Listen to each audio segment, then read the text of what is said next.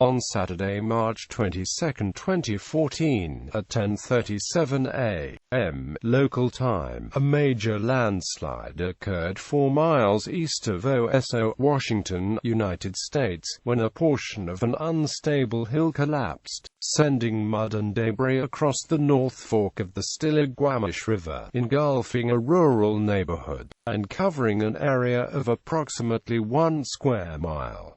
43 people were killed. Overview. The March 2014 landslide engulfed 49 homes and other structures in an unincorporated neighborhood known as Steelhead Haven, 4 miles east of Oso, Washington. It also dammed the river, causing extensive flooding upstream as well as blocking State Route 530, the main route to the town of Darrington, approximately 15 miles east of Oso. The natural rock and mineral formation with the most recent activity in the area of Oso is known as the Hazel landslide. The most recent landslide event is being referred to in the media as the Oso mudslide, excluding landslides caused by volcanic eruptions, earthquakes or dam collapses. The Oso slide is the deadliest single landslide event in United States history. The Hazel landslide has a history of instability dating back to 1937.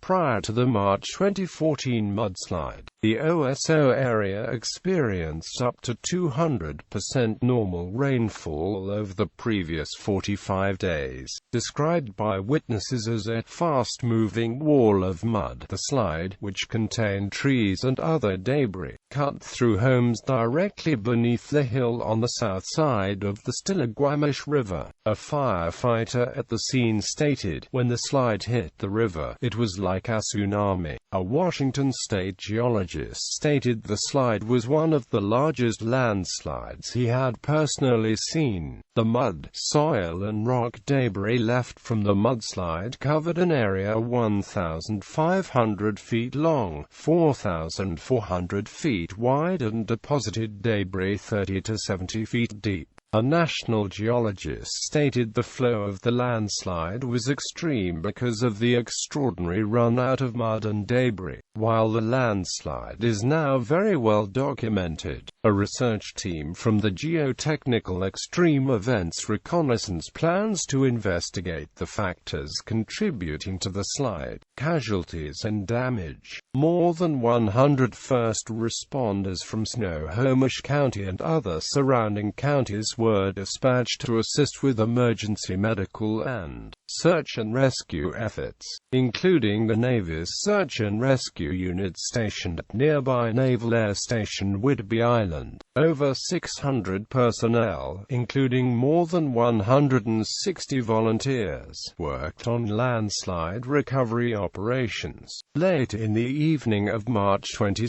2014, Washington's Lieutenant Governor Brad Owen declared a state of emergency in Snohomish County. Washington State Governor Jay Inslee toured the area by air the following day before joining county officials at a news conference. On March 22, the day of the slide, 8 people were rescued and taken to regional hospitals. 4 survivors of the slide were still in Seattle area medical facilities as of April 7, with 2 of the 4 admitted to intensive care, 1 remaining in stable condition at Harbor View Medical Center, and another discharged from Harbor View to a rehabilitation facility. While the official search for victims ended in April 2014, workers and volunteers continued to screen debris and look for one victim still unaccounted for. As of July 22,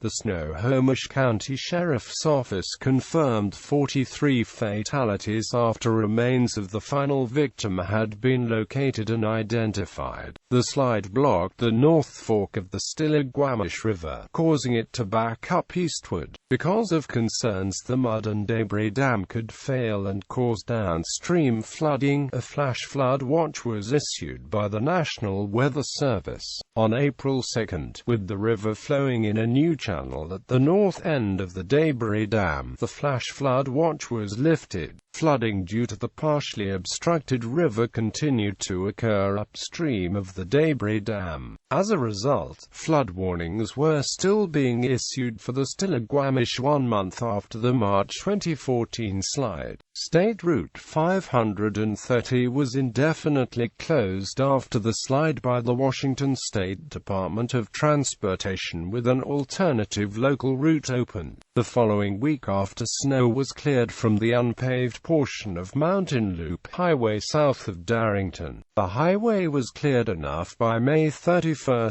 to open one lane of escorted traffic, because the highway was badly damaged, and because the topography of the area had been altered by the landslide. WSDOT decided to elevate that section of the highway when it was rebuilt. As of July 27, the first of 4 stages in rebuilding the highway had been completed. The new roadway was opened September 22, and the project was expected to be finished in early October 2014.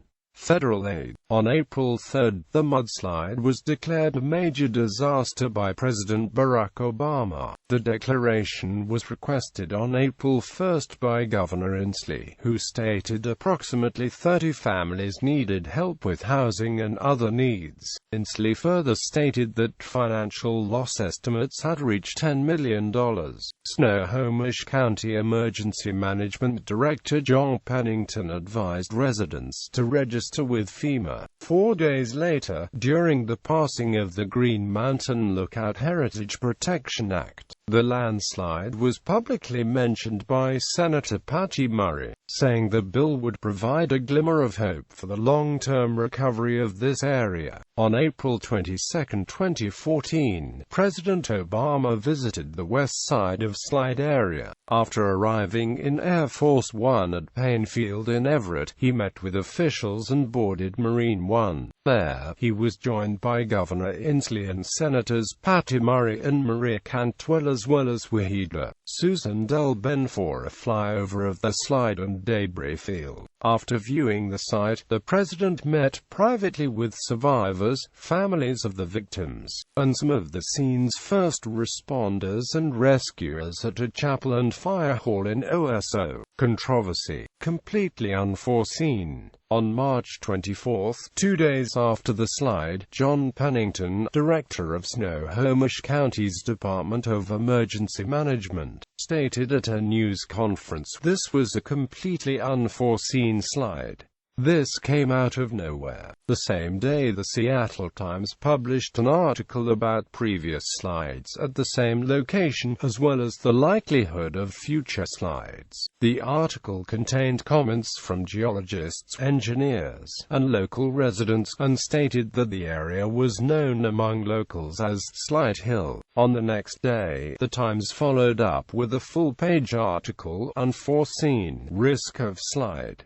Warnings go back decades. Snohomish County Public Works Director Steve Thompson was quoted as saying, "A slide of this magnitude is very difficult to predict. There was no indication at all." On March 27, 2014, the Seattle Times reported that a 2010 study, commissioned by the county, warned the hillside above Steelhead Drive was one of the most dangerous in the county. According to Rob Flanagan, one of the authors of the 2010 report, for someone to say that this plan did not warn that this was a risk is a falsity. Quote, "In the days following the slide, criticism of Snohomish County officials received national attention in a New York Times editorial." The Seattle Times further reported that in 2004, county officials became concerned about the possibility of a dangerous landslide in the Steelhead Haven area, and considered buying out the homes of that area's residents. The idea was rejected, with the county building a new wall in an attempt attempt to stabilize the slope. Some disaster experts criticized this decision as a serious mistake. According to environmental engineer and applied geomorphologist Tracy Drury, didn't even stop pounding nails.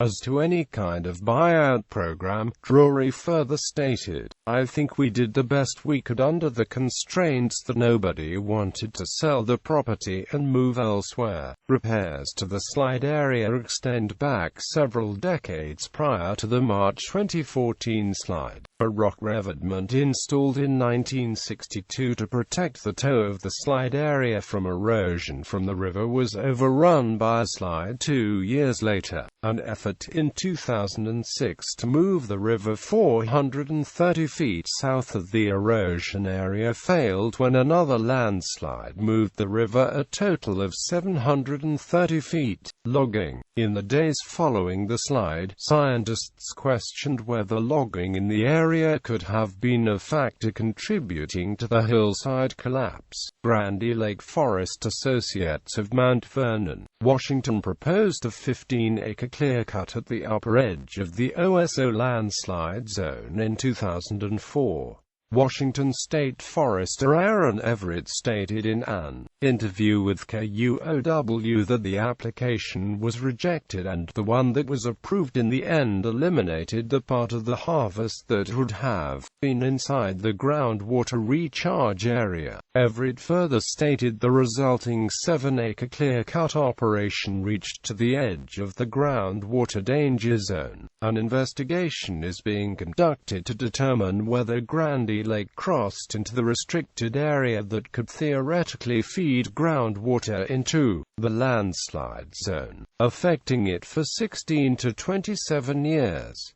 Condemned property dispute ends in double murder. An eyewitness, John Reed, whose property lay in closest proximity immediately downriver to the landslide, was subject to compulsory purchase by Snohomish County authorities when his home was condemned as excessively perilous for human habitation. Tensions between Reed and his neighbors Patrick Shun and wife Monique Patonard came to a head after Patonard reported him to the police for squatting on a piece of land near the property. Mere weeks after the second anniversary of the OSO landslide tragedy, the married couple disappeared from the home on April 11, 2016. 2 abandoned vehicles were discovered 3 days later. The bodies were found buried just 4 miles from the home. Reed and his brother Tony have both been charged with the murders. Tony Reed surrendered to police at the end of May 2016 at the U.S.-Mexico border and subsequently charged with rendering criminal assistance to his brother John Reed. John Reed was captured in Mexico on July 21, 2016, and is now in custody in the U.S. Ground activity surrounding the slide. Ground vibrations generated by the OSO landslide were recorded at several regional stations and subsequently analyzed by the Pacific Northwest Seismic Network. The initial collapse began at 10 hours 37 minutes and 22 seconds a.m. local time, lasting approximately 2.5 minutes. Debris loosened by initial collapse is believed to contain material previously disturbed and weakened by the 2006 slide. Following the initial event was another large slide occurring at 10 hours 41 minutes and 53 seconds PDT. Additional events, most likely smaller landslides breaking off the headscarp, continued for several hours. The last notable signal came at 14 hours 10 minutes and 15 seconds. Examination of records from the nearest seismic station 7 miles to the southwest indicates small seismic events started around 8 a.m. the day of the slide and stopped in the late afternoon. However, they were not detected at the next nearest seismic station. They are also seen in the days before and after the slide, but only during daylight hours. They are believed to be related to some kind of human activity. No other indications of possible precursors have been found. In the days following the slide, Snohomish County Emergency Management Director John Pennington speculated a 1.1 magnitude earthquake on March 10 of May have triggered the landslide. Data collected by the PNSN shows a magnitude 1.1 earthquake on that date in the vicinity of the OSO landslide, at a depth of 3.9 plus or minus 1.9 kilometers. Regardless, the United States Geological Survey determined the slide was not caused by seismic activity. Geological context: the landslide occurred at the southeastern edge of Whitman Bench, a land terrace about 800 feet above the valley floor and consisting of gravel and sand deposited during the most recent glaciation, when the Puget Lobe of the Cordilleran ice sheet moved south from British Columbia, Canada, filling the Puget lowland. Various mountain valleys were dammed and lakes were formed. Sediment washed down from the higher mountains settled in the lake bottoms, forming a layer of clay. As the glacial ice pressed higher against the western end of Mount Fraley, water flowing around the edge of the ice from the north was forced around the mountain, eventually pouring in through the long valley extending to the northwest and now occupied by Lake Avenor. Sand and gravel carried by the flow and entering the glacial lake dropped out to form a delta, the remnant of which is now known as Whitman Bench. Following the glacier's retreat and allowing from the lake to be released, the river carved out most of the clay and silt deposits,